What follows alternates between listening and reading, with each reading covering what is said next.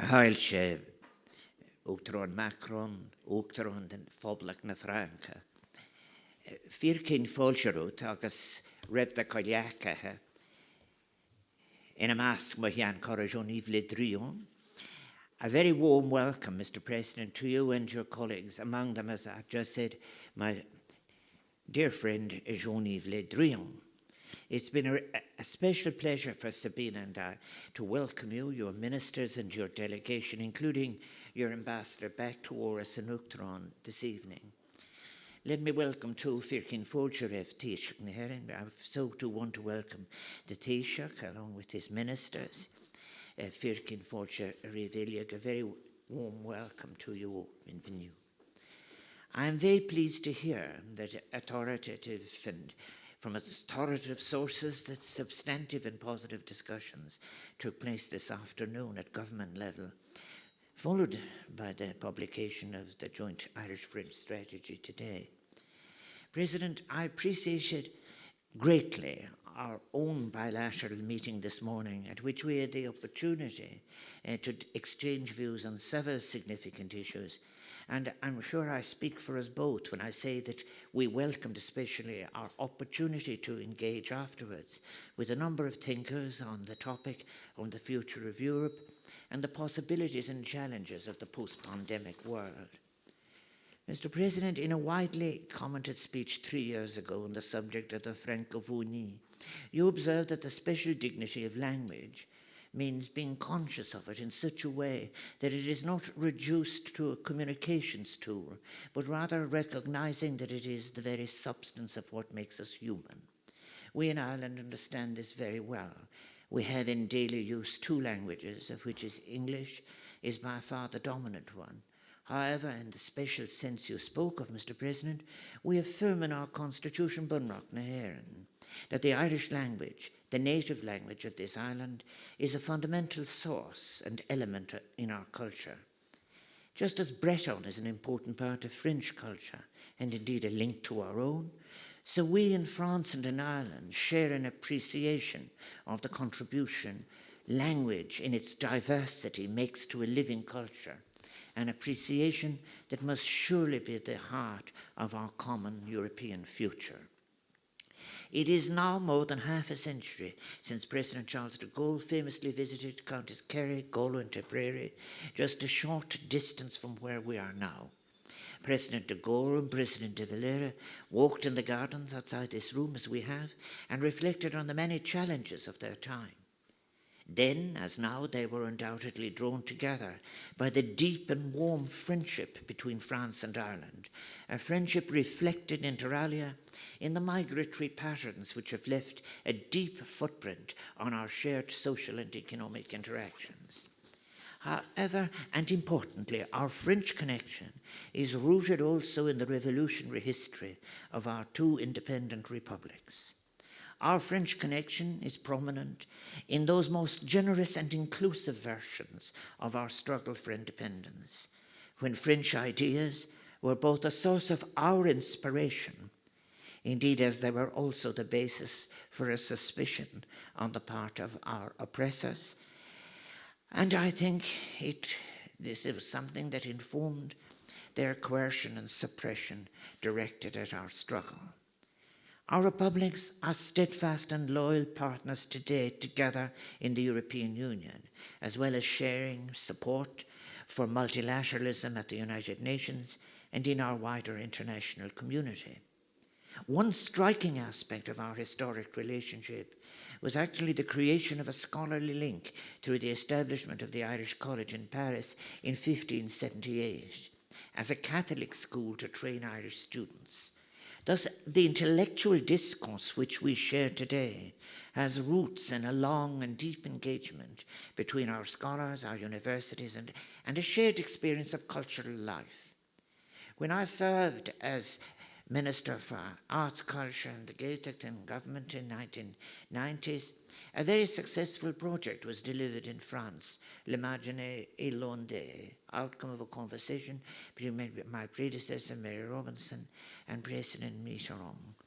Perhaps now, almost 30 years later, may I suggest that fresh opportunities might be found to advance new partnerships in our cultural lives. I would very much welcome such an initiative as might realise, among others, Paul Ricoeur's vision for a new European ethos, an imaginative approach to a shared European future. A vision such as informed too the Ventotene Manifesto of Altiero Spinelli and Ernesto Rossi. Still today, the inspiration provided by the Declaration of the Rights of Man and of the Citizen retains the power to influence our hopes and our practices. It goes to the core of the subsequent Universal Declaration of Human Rights at the United Nations in 1948, that continues to guide us in both our national and international commitments. The journey to France is a regular part of Irish political and cultural endeavour.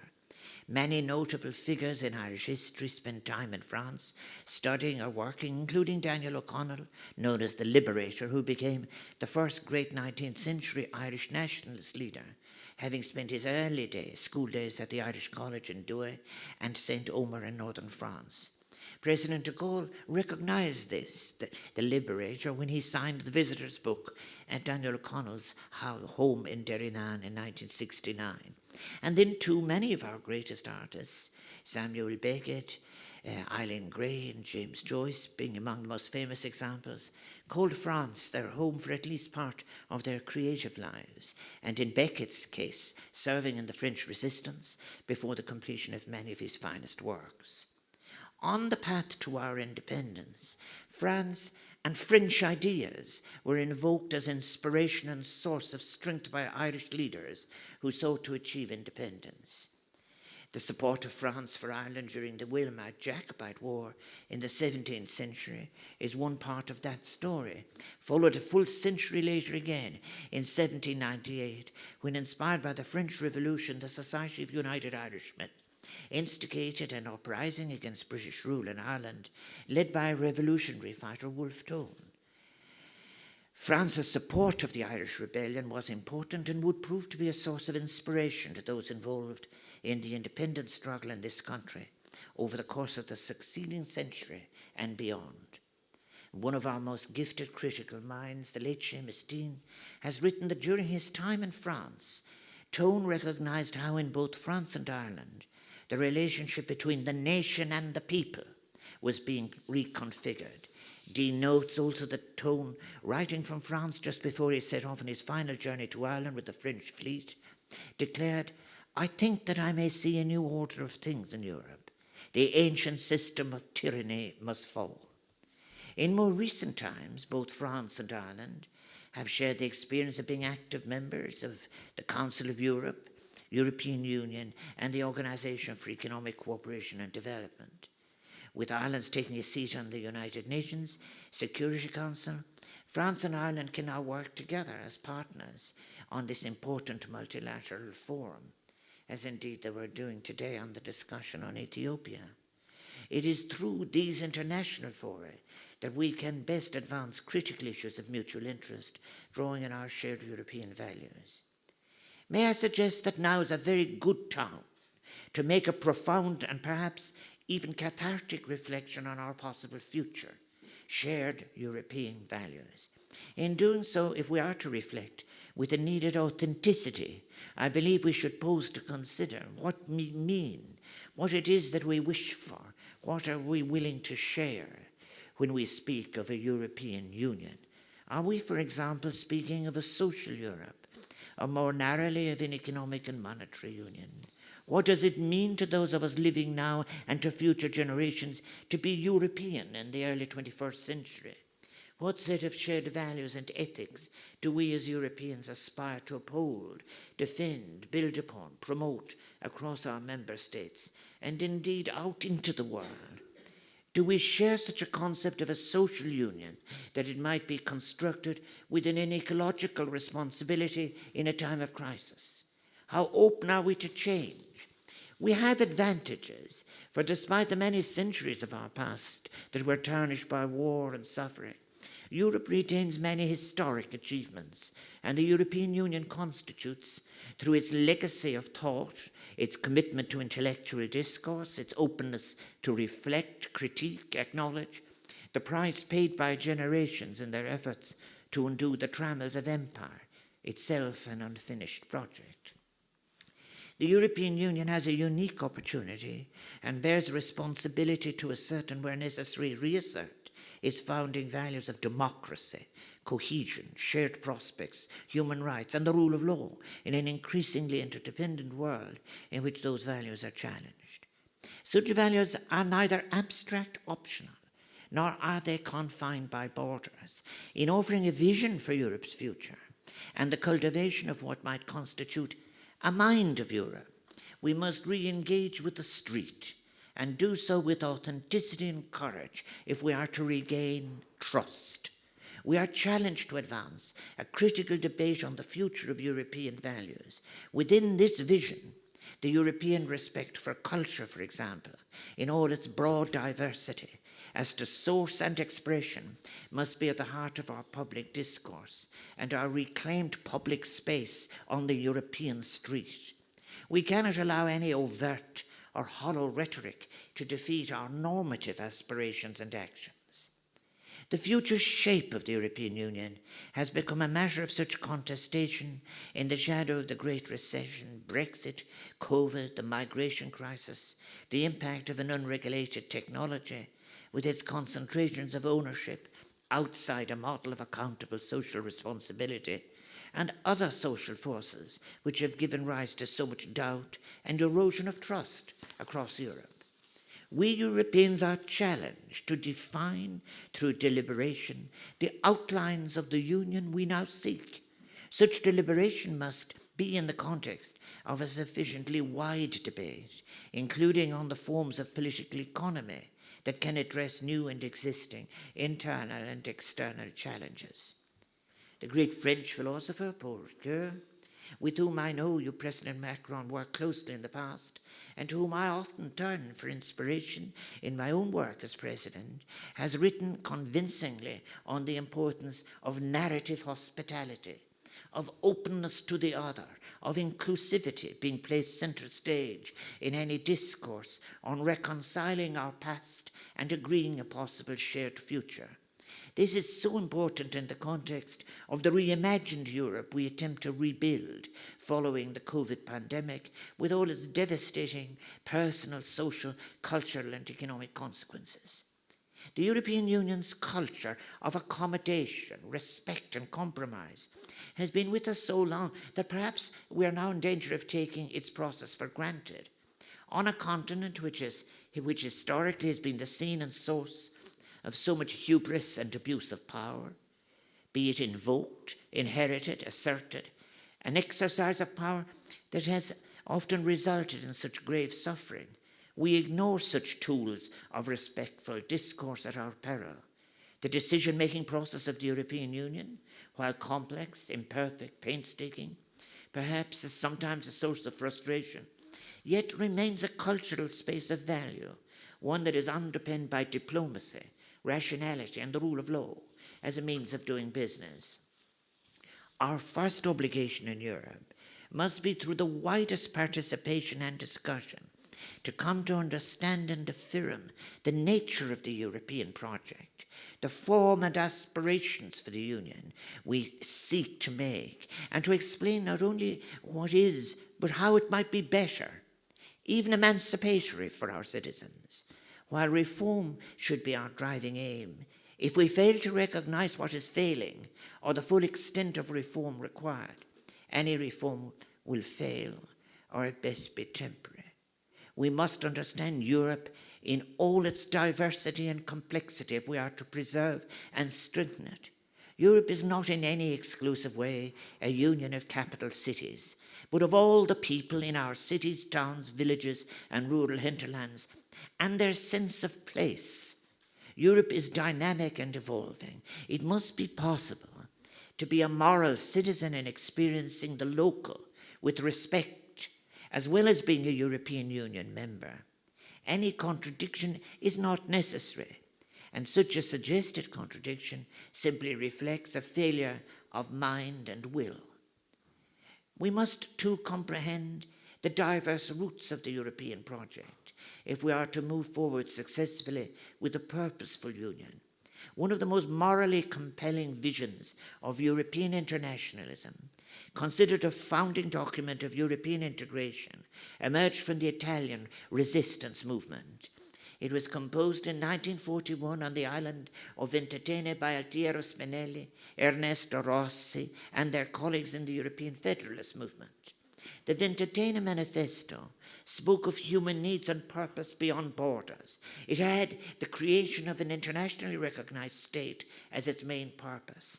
And then national independence having been won, it suggested how this achievement could be used as an instrument for achieving international unity of values and purpose and the prevention of any future wars. This is not to say that the European Union did not have other important roots reflecting alternative political persuasions, but it is crucial that we reject simplistic, erroneous conceptions of the European project as being merely about capital, markets, and free trade. The Ventotene Manifesto, as I feel, not been given the significance it had as a moral, political, and intellectually sourced vision. But solidarity was in the DNA of each and all of the founders of the European Union, whatever their disposition or emphasis. So when our solidarity is inadequate, we call into question our very concept of a shared union. Internal and external solidarity are necessarily linked. The expression of solidarity and tolerance reminds us forcefully of the purpose and guiding principle of the European Union: solidarity between our nations and solidarity offered to others. But what does solidarity demand of us now? I suggest that if it is to be meaningful in addressing other present challenges, it must be intergenerational in its inclusiveness, be defined as a multidimensional concept, embracing ecosystem, society, culture, and economy. It must include a joint approach to acknowledging and tackling what is unaccountable, what is undermining public trust in democracy, what may threaten to replace a concept of European citizenship seeking a peaceful future with one of insatiable demands as consumers in a marketplace. One of the great tasks of the next decade, then, will be to achieve cohesion within and between the communities of our common European home by rebuilding our capacity and willingness to work together in leading fulfilling lives in all spheres of human activity. In doing so, the Union can play the full leadership role of which it is capable in confronting so many global challenges which are common to all humanity, ensuring just, sustainable development, mitigating climate change, vindicating the human rights of those fleeing war, persecution, and famine. Leadership is necessary. We cannot wait until any of these issues are perceived as politically opportune in any electoral sense. We are at a time of crisis. We live in a world broken by conflict and neglected climate justice issues.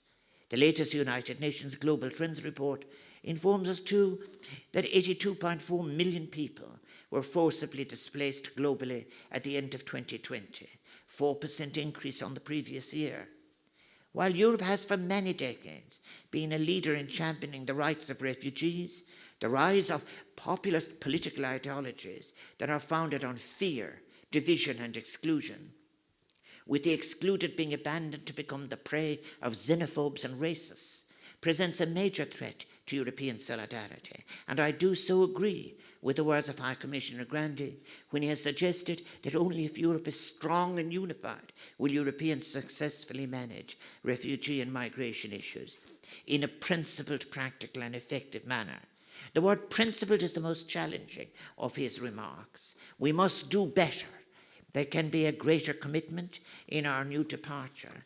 For it is clear on these issues that if we enable and promote a reciprocal sharing of cultures and ideas, as well as forging multiple symbioses, the cultural diversity that follows will bring with it innovation, opportunity, dynamism, and a creative energy that can enrich our society and cross borders. It is time to that European peoples transacted with authenticity their past, present, and possible futures with the peoples of our most populated neighbour, Africa. We Europeans must move beyond our prescriptive approach to dealing with African matters, an approach that has resulted too often in programs of aid in the past that were externally designed, imposed, conceived, and applied without proper understanding of the crucial need for African agency, programs that were delivered without your cognizance of history and the context of Africa as a diverse, dynamic continent. I so agree with Carlos Lopez, High Representative of the Commission of the African Union, that a paradigm shift in African Union-European Union relations is now urgently needed. Our challenge as Europeans must therefore be to forge such a new relationship with Africa, founded on real multilateralism and solidarity, as can enable us to be ethical partners in the necessary structural change that can deliver universal basic services and transformational structures in Africa, and an enduring ecologically based future for the continent of the young, on which those of us who believe in global social justice and solidarity place so much collective hope. Indeed, the latest United Nations IPCC report informs us starkly that major climate changes are now inevitable and some irreversible. Climate change is widespread, rapid, and intensifying, they tell us. We urgently need to forge new connections between ecology, economics, and ethics, not only for the sake of the European Union, but for that of our shared fragile planet and its global citizens. Let us acknowledge that those who made the least contribution to our ecological crisis are paying the highest price. The most powerful in economic terms cannot with any credibility continue to be the slowest to change.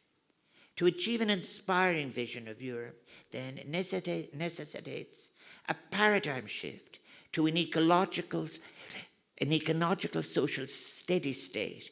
A heterodox and economic model is involved, such as that proposed by a welcome new wave of economic theorists, among them Professor Ian Goff, and it is a view which recognizes the limits of the world's natural resources. And the model, thankfully, is already finding its way to the European street. Then two organizations, such as the OECD, have been highlighting its virtues. European Union governments can respond by engaging with this discourse and by implementing policies that can deliver the necessary transformations it advocates, thus achieving a recovery of trust by reconciling words and actions and showing what may be achieved, and thus delivering a convincing authenticity of policy on the European street. COVID has demonstrated how the great challenges we now face must draw forth a shared perspective because of our interdependency. They are shared challenges requiring a shared response that goes beyond borders. And resigning to any narrow view of nationalism speaks not as it may have in the past of a nation's demand for freedom for its people, but rather now, often in desperation, in defense of narrow, insidious interests that facilitate a deepening of inequality. Rather, in international relations, neither in international relations can we accept the rhetoric or renewed preparations for war between the most heavily armed as a substitute for engaged, informed diplomacy.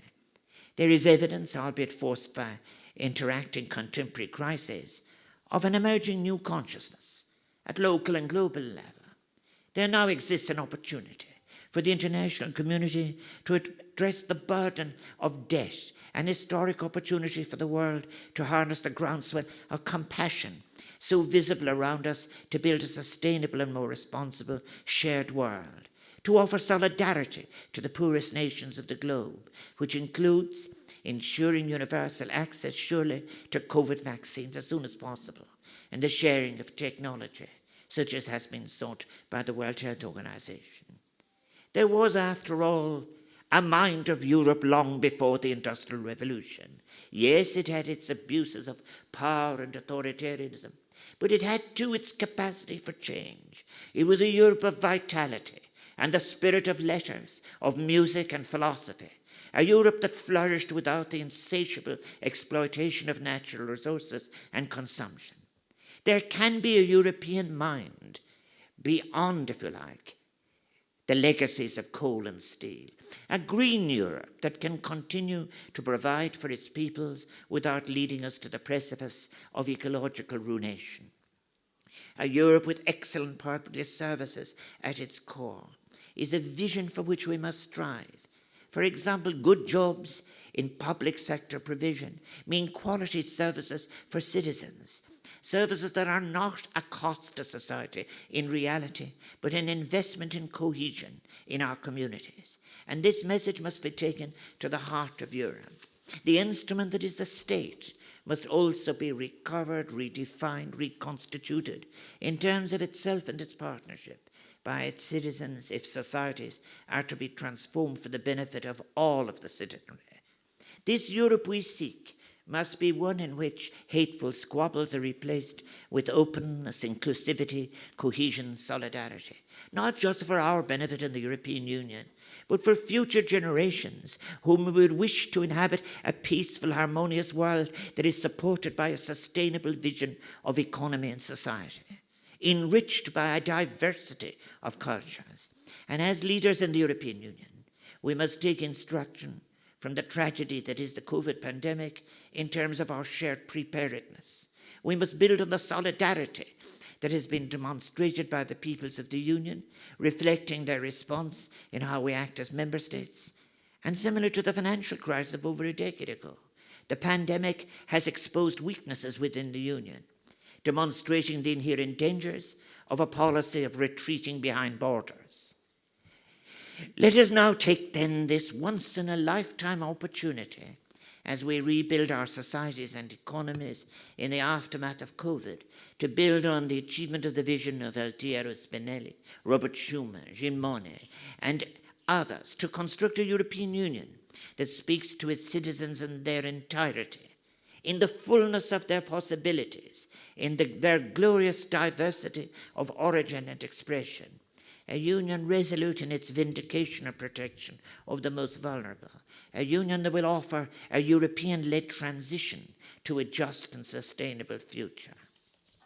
Dear friends, may I now invite you all, distinguished guests, to join me in a toast to the good health of the President of the Republic of France, to the happiness and prosperity of the people of the Republic of France, to the enduring friendship and deepening of such friendship between our two nations. A votre santé. Slàinte bhfuil. Bye-bye.